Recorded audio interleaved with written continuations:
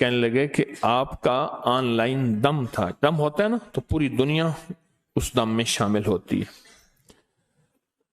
میں ایک جگہ بیٹھا ہوا تھا اور وہاں موبائل تھا، تو میں چاہتا تھا کہ میری بیوی بھی اس دم میں شامل ہو جائے. میں یہ چاہتا تھا میری بیوی بھی اس دم میں شامل.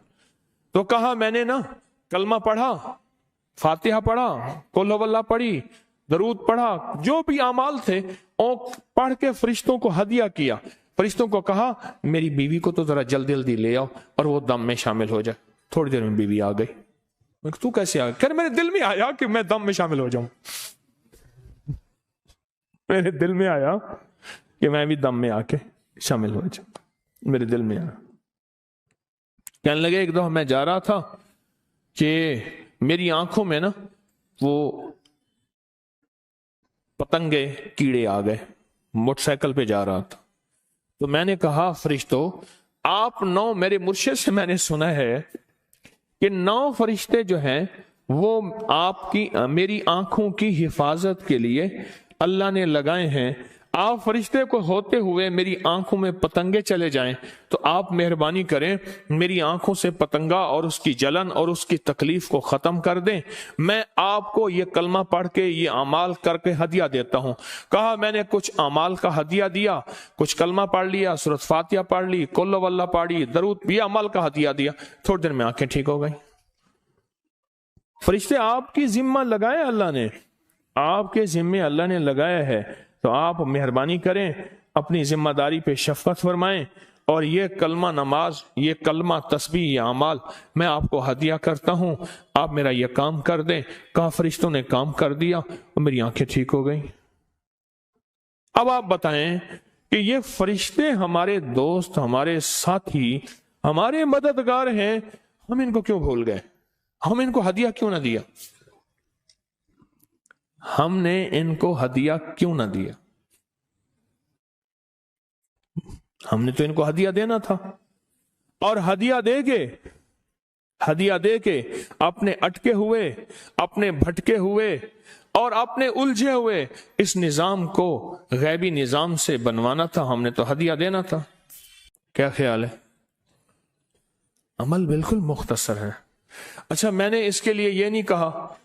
وہ ایک دفعہ ہم گئے تو ایک صاحب ہمارے ساتھ تھے، وہ کہنے لگے کہ نہیں ایسے ہے، نہیں ایسے نہیں. وہ بار بار کہیں ایسے ہے.